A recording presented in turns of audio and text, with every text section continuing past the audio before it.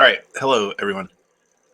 Thanks for tuning in. So, the market played out pretty much precisely as we thought it would. There was going to be a tradable bounce, and that occurred on Friday. The S&P was up by 1.5%, and that came because the technology sector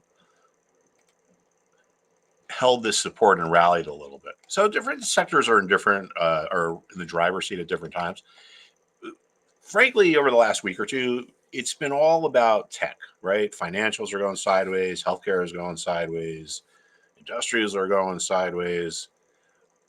So it's been all about tech, and got down to this important support level. As we know, there can be support at levels over support before, and this is due to our seller's remorse. People sold, and as soon as they sell, the price goes higher, and they're like, this sucks.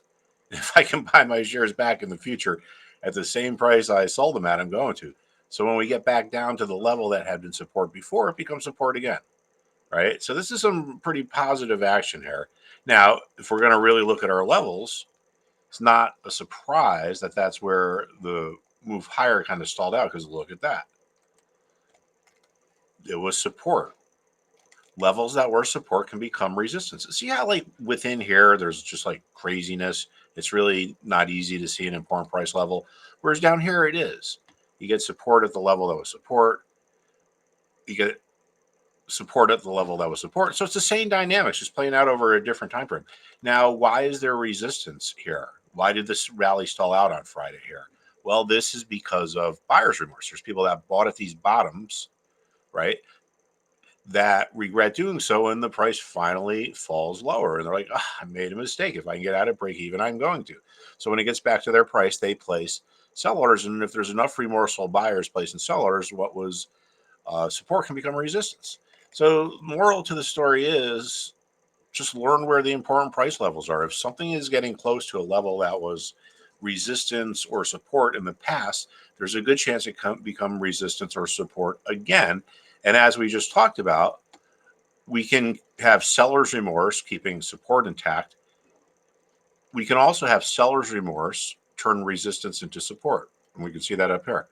Resistance here was support over here. And this is because there's people who sold, and there's your bearish engulfing pattern, right? And they thought they made a good move, but when it got above their price, they're like, oh man, I made a mistake. If I can buy my shares back at the same price I sold them at, I'm going to. So seller's remorse can keep support intact, and it can also turn what was what was resistance into support.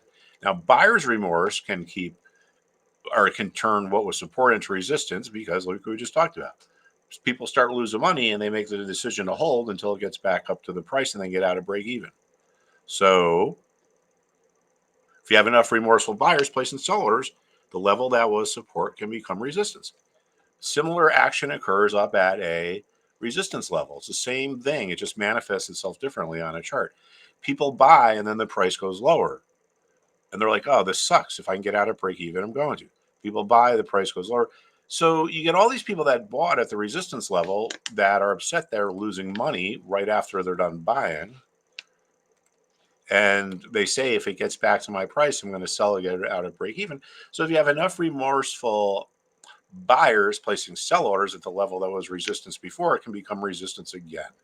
So just like we can look at the sectors, and here are the sectors.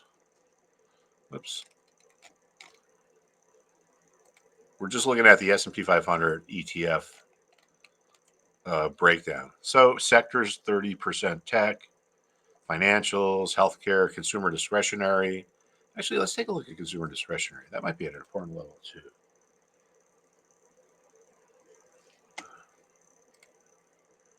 Yeah, so this is holding here. Yeah, so consumer discretionary and tech, it's like where we're going to get our signals from. We're going to maybe move ahead a little bit, but if we get, if you're a SPY trader and we move ahead a little bit and we get up to around here, we're probably going to stall out a little bit. Remember, the S&P is the sum of its parts. So if we're watching the parts, we can get insight into what the sum is going to do a lot of times. So on Monday, tomorrow, it's kind of all about this. I mean, I'm going to just sit on the sidelines. If this could consolidate or it could roll over and go lower, but if it starts to break, if the XLK gets to about maybe let's call it 227, I think that'll kind of confirm that we're going to have a tradable move up. And this move will continue, but I will stay on the sidelines. And again, one of the reasons why we thought this bounce was coming was because of how much bearishness there are. 60% of the people in this survey say they're bearish, and this is at least a 1 year high, and it's probably the highest since September of 22. All right. Now, a really bearish group of investors is bullish for the market because if they're really bearish, it means they've done their selling. I mean, if you're bearish, what do? You sell. Eventually, you run out of stock to sell, and then all of a sudden, the market runs out of sellers, and the only way it can go is up. Because if buyers come back into the market, they're going to have a hard time finding sellers. They're going to be forced to pay premiums. So just remember 60%. The last time that it was at this level was back in September of 22. A lot of times, sentiment is kind of hard to get a clue from. But when things are at extremes, you got to kind of pay attention. So, like right around here. Yeah, you see how I had this on there last night. All right, let's just take a quick look at what we call the big three over here at NVIDIA.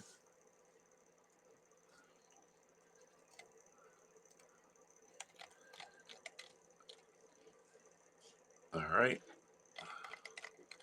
And, you can see some of the same things we were looking at. These dynamics, right? Support becomes resistance.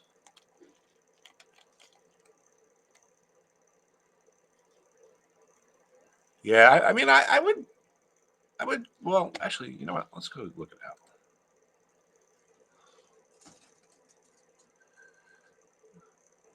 Yeah, but so I think we're going to get a little bit more upside.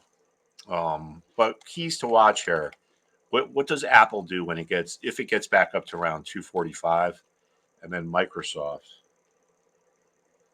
is approaching an important price level as well. Yeah.